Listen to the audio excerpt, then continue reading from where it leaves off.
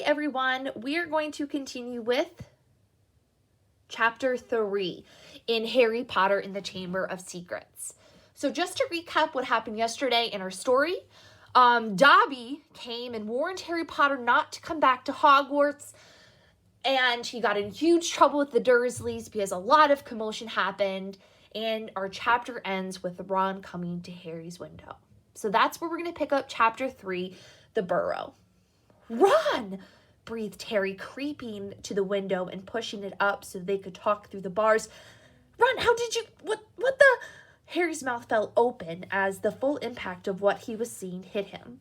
Ron was leaning out the window of an old turquoise car, which was parked in midair. Grinning at Harry from the front seats were Fred and George, Ron Slender's elder twins. "All right, Harry? What's been going on?" said Ron. "Why haven't you been answering my letters? I asked you to stay about 12 times, and then Dad came home and said you'd gotten an official warning for using magic in front of muggles. It wasn't me, and how did he know?" "He works for the ministry," said Ron. "You know, we're not supposed to do spells outside of school." "Bit rich coming from you," said Harry, staring at the floating car. "Oh, this doesn't count," said Ron. "We're only borrowing it. It's Dad's, and we didn't enchant it. But doing magic in front of the muggles you live with..." "I told you I didn't, but it'll take too long to explain. Look, can you explain to them at Hogwarts that the Dursleys have locked me up and won't let me come back? And obviously I can't magic myself out because the ministry will think that's the second spell I've done in 3 days. So..." "Oh, stop gibbering," said Ron. "We've come to take you home with us." "But you can't do magic either." "We don't need to," said Ron, jerking his head toward the front seats and grinning. "You forgot who I've got with me." "Tie that round the bars," said Fred, throwing it to the end of the rope to Harry. "If the Dursleys wake up, I'm dead," said Harry as he tied the rope around the bar, and Fred revved up the car. "Don't worry," said Fred, "and stand back." Harry moved back into the shadows next to Hedwig, who seemed to have realized how important this was, and kept still and silent. The car revved louder and louder, and suddenly, with a crunching noise, the bars were pulled clean out of the window. As Fred drove straight up into the air, Harry ran back to the window to see the bars dangling a few feet above the ground. Panting, Ron hoisted them up into the car. Harry listened anxiously, but there was no sound from the Dursleys' bedroom. When the bars were safely in the back seat with Ron, Fred reversed as close as possible to Harry's window. "Get in," Ron said. "But all my Hogwarts stuff, my wand, my broomstick." "Where is it?" "Locked in the cupboard under the stairs, and I can't get out of this room." "No problem," said George from the front passenger seat. "Out of the way, Harry." Fred and George climbed carefully through the window into Harry's room. "You had to hand it to them," thought Harry, as George took an ordinary hairpin from his pocket and started to pick the lock. "A lot of wizards think it's a waste of time, knowing this sort of muggle trick," said Fred. "But we feel their skills worth learning, even if they are a bit slow." There was a small click at the door and it swung open. "So we'll get your trunk. You grab everything you need from your room and hand it out to Ron," whispered George. "Watch out, at the bottom of the stair creaks," said Harry, whispered as the twins disappeared into the dark landing. Harry dashed around his room, collecting his things together and passed them out the window to Ron.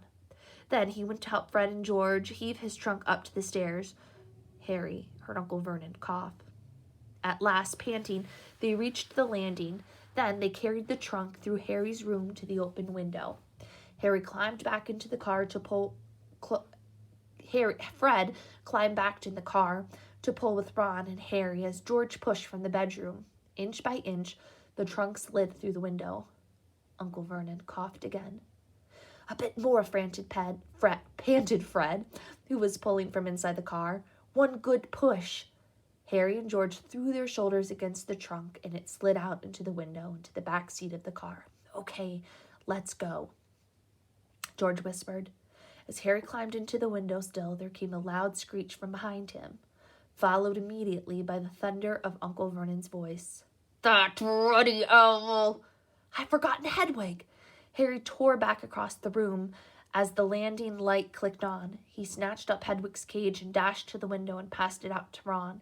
He was scrambling back onto the chest of drawers when Uncle Vernon hammered on the unlocked door and crashed it open. For a split second, Uncle Vernon stood framed in the doorway, and he let out a bellow like an angry bull and dived at Harry, grabbing him by the ankle. Ron, Fred, and George seized Harry's arms and pulled as hard as they could. "Petunia!" roared Uncle Vernon. "He's getting away! He's getting away!" The Weasleys gave a gigantic tug, and Harry's legs slid out of Uncle Vernon's grasp. As soon as Harry was in the car and had slammed the door shut, Ron yelled, "Put your foot down, Fred!" And the car shot suddenly towards the moon. Harry couldn't believe it. He was free. He wound down the window and the night air whipping in his hair. He looked back at the shrinking rooftops of Privet Drive. Uncle Vernon, Aunt Petunia, and Dudley were all hanging dumbstruck out of Harry's windows. "See you next summer," Harry yelled. The Weasleys roared with laughter, and Harry settled back into his seat, grinning from ear to ear. "Let Hedwig out," he told Ron, "so she can fly behind us. She hasn't had a chance to stretch her wings for ages."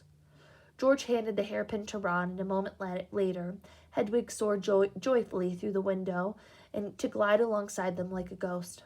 "So what's the story?" said Harry. "What's the story, Harry?" said Ron impatiently. "What's been happening?" Harry told them all about Dobby, the warning he'd given Harry, the fiasco of the violet pudding. There was a long, shocked silence when he had finished. "Very fishy," said Fred finally. "Definitely dodgy," agreed George. "So he wouldn't even tell you who's supposed to be plotting all this stuff?" "I don't think he could," Harry said. "I told you, every time he got close to letting something slip, he started banging his head against the wall." He saw Fred and George look at each other. "What, you think he was lying to me?" said Harry. "Well," said Fred, "put it this way. House elves got powerful magic of their own, but they can't usually use it without their master's permission. I reckon old Dobby was sent to stop you from coming back to Hogwarts. Someone's idea of a joke. Can you think of anyone at school who has a grudge against you?" "Yes," said Harry and Ron together instantly. "Draco Malfoy," Harry explained. "He hates me." "Draco Malfoy," said George turning around. "Not Lucius Malfoy's son." "Must be. It's not a very common name," said Harry. "Why?" "I've heard Dad talking about him," said George. "He was a big supporter of you-know-who." "And when you-know-who disappeared," said Fred, craning around to look at Harry, "Lucius Malfoy came back saying he never meant any of it. Load of dung. Dad reckons he was writing you-know-who's inner circle." Harry heard these rumors about Malfoy's family before, and they didn't surprise him at all. Draco Malfoy made Dudley Dursley look like a kind, thoughtful, sensitive boy.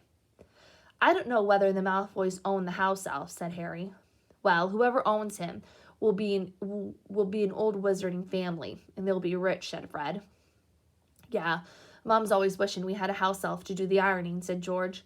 "But all we've got is a lousy old ghoul in the attic and gnomes all over the garden. House elves come with big old manors and castles and places like that. You wouldn't catch one in our house."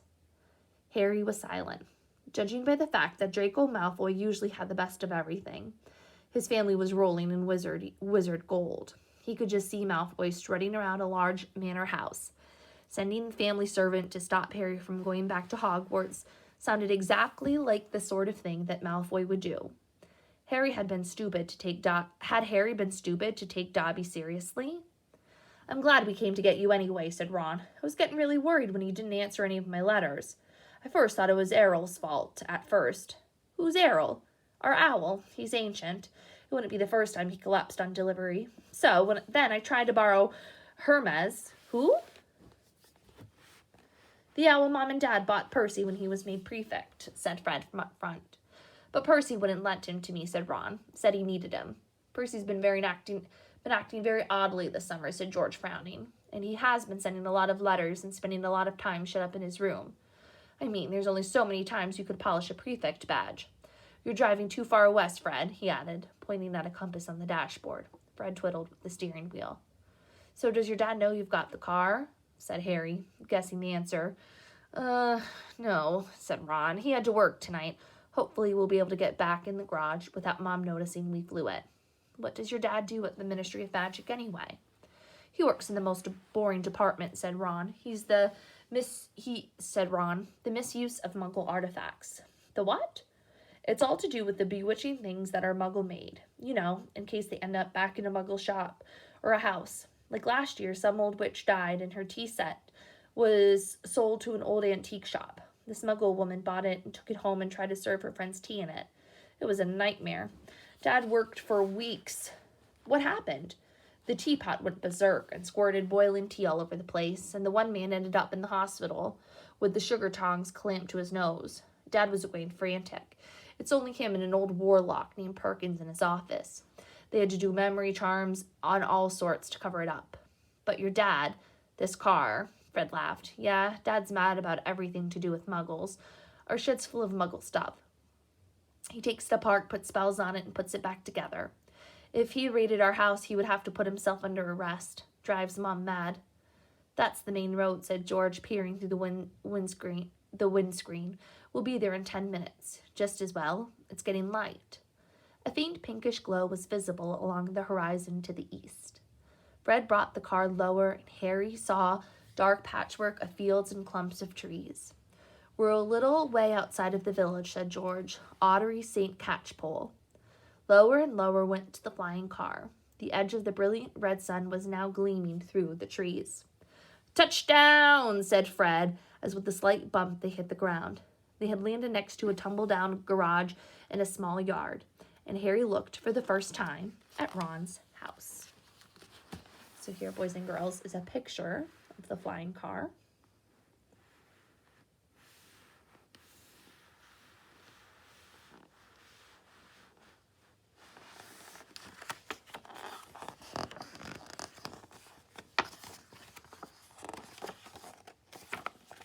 All right. It looked as though it had once been a large stone pigsty, but extra rooms had been added here and there until it was several stories high, and it was so crooked it looked as though it was held up by magic, which Harry reminded himself it probably was. 4 or 5 chimneys were perched on top of the red roof, and a lopsided sign stuck in the ground near the entrance read "The Burrow." Round the front door lay a jumble of Wellington boots in a very rusty cauldron. Several fat brown chickens were pecking their way through the yard. It's not much, said Ron. It's brilliant, said Harry, happily thinking of Privet Drive. They got out of the car. Now we'll go upstairs real quietly, said Fred, and wait for Mom to call us for breakfast. Then, Ron, you come bounding downstairs going, Mom, look who showed up at night, and she'll be all pleased to see Harry, and no one will ever know we flew the car. Right, said Ron. Come on, Harry. I sleep at the... Ron had gone a nasty greenish color, his eyes fixed on the house. The other 3 wheeled around.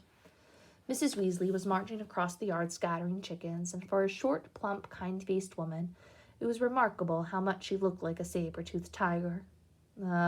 Said Fred. Oh, dear, said George. Mrs. Weasley came to a halt in front of them, her hands on her hips, staring from one guilty face to the next. She was wearing a flowered apron with a wand sticking out of her pocket. So, she said. Morning, Mom, said George in what clearly thought was a jaunty, whining voice. Have you any idea how worried I have been? Said Mrs. Weasley in a deadly whisper. Sorry, Mom, but see, we had to. All 3 of Mrs. Weasley's sons were taller than she was, but they cowered as her rage broke over them.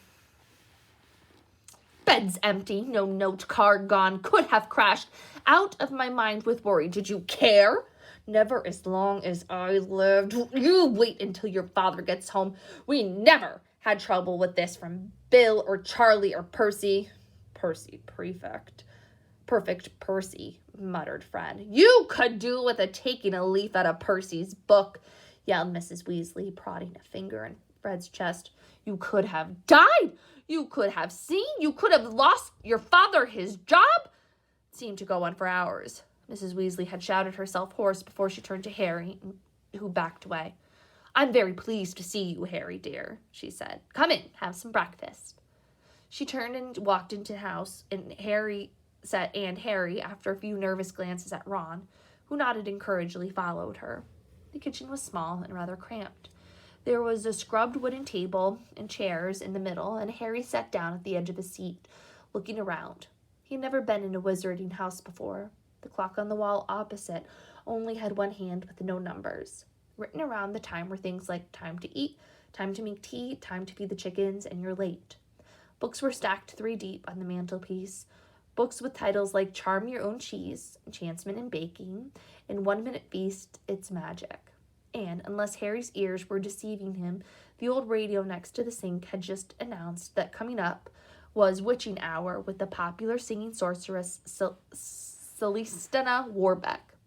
Mrs. Weasley was clattering around cooking breakfast, a little haphazardly, throwing dirty looks at her son as she threw sausages into the frying pan. Every now and then she muttered things like, "I don't know what you were thinking," and "Never would I have believed it."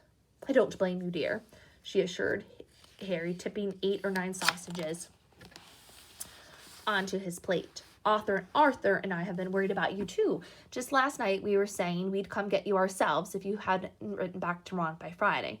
But really," she was now adding 3 fried eggs to his plate, "flying in a legal car half across the country? Anyone could have seen you." She flicked her wand casually, washing up the sink, which began to clean itself, clinking gently in the background. "It was cloudy, Mom," said Fred. "You keep your mouth closed while you're eating," Mrs. Weasley snapped. "They were starving him, Mom," said George. "And you," said Mrs. Weasley, but it was with a slightly softened expression that she started cutting Harry bread and buttering it for him.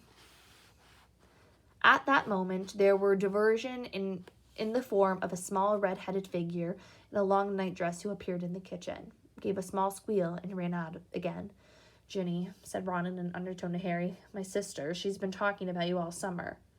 "Yeah, she'll be wanting an autograph, Harry," grinned Fred. But he caught his mother's eyes and bent his face over his plate, not another word.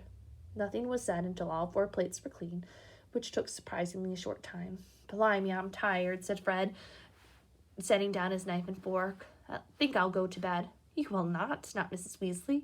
"It's your own fault you've been up all night. You're going to denome the garden for me. They're been getting completely out of hand again." "Oh, Mom, and you too," she said, glaring at Ron and George. "You can go up to bed, dear," she added to Harry. "You didn't ask them to fly that wretched car." But Harry, who felt Ron wide awake, said quickly he would help Ron. "I'll help. I've never seen Denome." "That's very sweet of you, dear, but it's dull work," said Miss Weasley. "Now, let's see what Lockhart's got to say about this subject." All right, guys, we will stop here for today. So think about this. My goodness, he got out of Privet Drive. Think about the Weasley boys. Do you think there's going to be any consequences for flying the car? All right, guys, until tomorrow, have a great day, my friends, and I'll talk to you all soon. Bye-bye.